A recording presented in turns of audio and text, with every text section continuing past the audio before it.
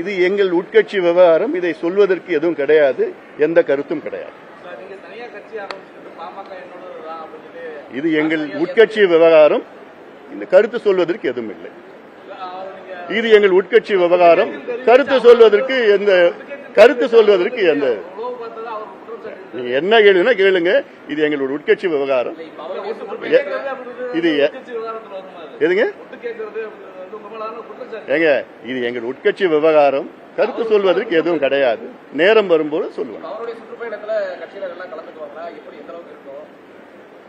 நான் மறுபடியும் நீங்க என்ன கேள்வி கேட்டாலும் இதுதான் நான் சொல்ல போறேன். நானு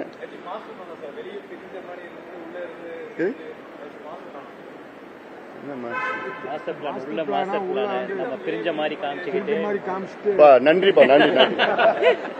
நீங்களே கத்து கொடுப்பீங்க.